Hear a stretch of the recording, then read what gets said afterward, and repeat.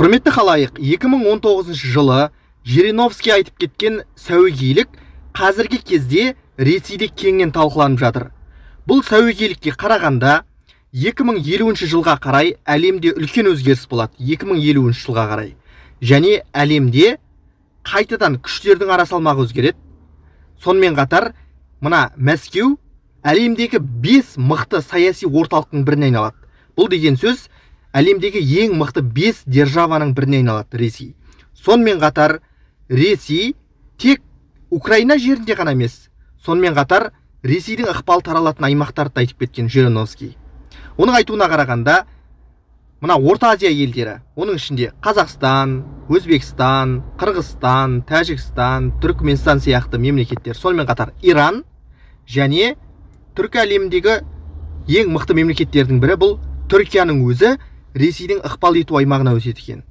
Сонымен қатар Путин мен Трамптың келіссөздерінен кейін мына Украинаның шығыс аймақтарының кейбір жерлері Ресейдікі деп мойындалатын көрінеді. Міне осынау болжамдар бүгінгі күні Ресей қоғамында, орыс қоғамында кеңінен талқыланып жатыр.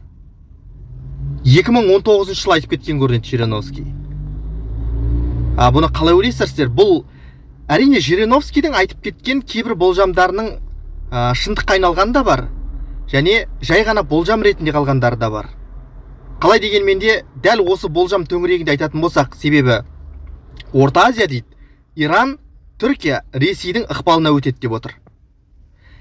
Мәскеу әлемдегі ең мықты 5 саяси орталықтың біріне айналады деп отыр. Путин мен Трамптың келіссөзінен кейін Украинаның кейбір бөліктері Ресейдікі деп танылады деп отыр. Бұны қазіргі күнгі Ресей-Украина соғысы кезінде айтылып жатқан пропаганда деп қабылдаймыз ба? Әлде бұның қандай да бір негізі, астары бар деп ойлайсыздар ма? Өз ойларыңызды міндетті түрде комментарийге жазып қалдырыңыздар, себебі бұл болжам расында да орыс қоғамында қазір өте маңызды тақырыптардың бірі ретінде талқыланып жатыр.